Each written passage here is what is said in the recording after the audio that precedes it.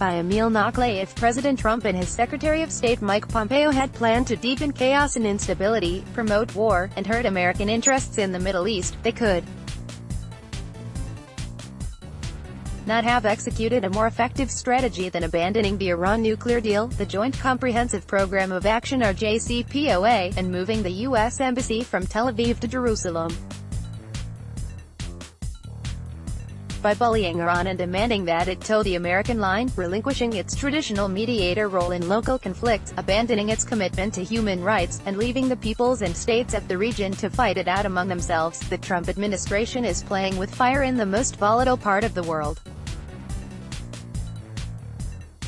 Washington is now signaling friends and foes alike that America cares little about potential wars in the region, territorial, ethnic, and sectarian, or about creating a power vacuum. In short, Trump and his national security team are throwing the Middle East under the bus. As long as the so-called regional allies keep buying American arms and services, investing in projects dear to Trump and his family businesses, and adhering to Trump's foreign policy doctrine, however flimsy, Washington will not hold them accountable for their massive human rights violations, unbridled autocracy, continued settlement expansion in the occupied territories, and the disastrous Saudi-led war in Yemen. In his speech at the Heritage Foundation on Monday, Secretary Pompeo said, "The United States stands with those longing for a country of economic opportunity, government transparency, fairness, and greater liberty." He of course directed that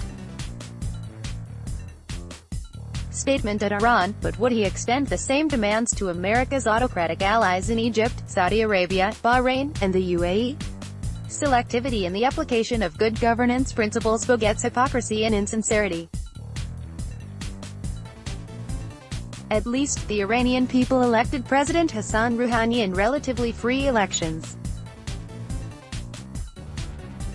Will Secretary Pompeo push America's Arab allies to hold similar elections and give their people a chance at greater liberty?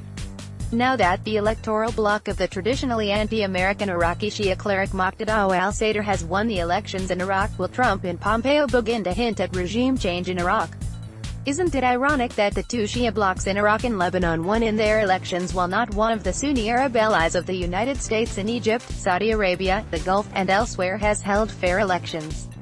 In imposing harsh conditions on Iran, Secretary Pompeo has forgotten the inconvenient truth that his Arab allies are dictatorship, monarchies, and tribal potentates of strongmen that are primarily interested in staying in power at the expense of their peoples.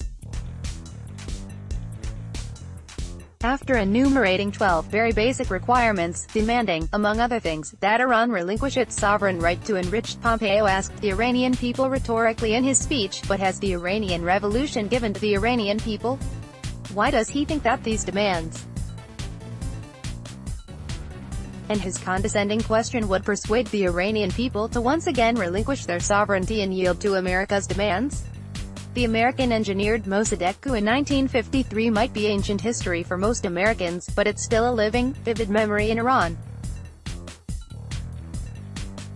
Instead of threats, which Iran is not expected to accept, Secretary Pompeo should have taken a rational diplomatic course of action with an eye toward rejiggering the deal rather than trashing it. European allies would have listened and even participated in the process. Instead of isolating Iran, the Secretary of State has succeeded in isolating the United States from its European allies. The immediate impact of Pompeo's speech has been to empower the radicals in Iran, who opposed the deal in the first place. On the Israeli-Palestinian front, moving the embassy to Jerusalem signals the death of all hopes for settling the conflict. Radical Israeli settlers also feel empowered to expand their settlements on Palestinian lands, to codify the occupation, and to resist any attempts at settling the conflict. It also means continued discrimination against Palestinians and draconian control of their livelihood and freedom of movement, a condition akin to apartheid. On the Palestinian side, radicals also feel empowered because they have always claimed that America's role as an honest broker was a charade. moving the embassy to Jerusalem vindicates this claim. In one single, misguided policy move, the Trump administration has reduced the mantra of the peace process and the two-state solution to dust. The juxtaposition of the jovial speech given by Jared Kushner at the opening of the embassy in Jerusalem with pictures on the split TV screen showing the Israeli military killing dozens of Palestinians on the border with Gaza was nothing short of grotesque. So much so that even America's closest allies, the leaders of the Gulf Cooperation Council, at a special meeting denounced the Israeli use of force in Gaza and warned of the consequences of moving the embassy to Jerusalem. Regardless of how short-sighted and ill-informed this strategy is, its repercussions will outlive Trump's term in office and will marginalize America's role for years to come. Internal popular upheavals will destabilize many of the region's countries, tensions between Israel and the Palestinians will spread beyond Gaza's borders, sectarianism will rear its ugly head, and a war against Iran will not be far away.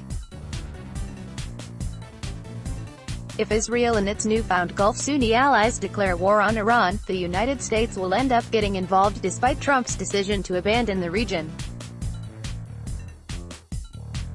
This time it will do so not as a neutral interlocutor but as a party to the conflict on the side of Israel against the Palestinians and on the side of the Sunni Arab autocratic Gulf rulers against Iran. Analysis of what has transpired regarding Iran and Jerusalem leads to the inevitable conclusion that the Middle East is heading into a period of increased instability, internal upheavals, rising sectarianism, tribal feuds and regional wars, and more misery for the people of the region. Environmental degradation and shortages of clean water and food will mean more poverty, heightened alienation, and anger. Regimes will respond to their people's demands for a decent life viciously and mercilessly, all the while using American weapons and sophisticated technologies for crowd control. Future historians will judge these developments as the embodiment of the Trump-Pompeo-Bolton doctrine and will not be charitable in their judgment.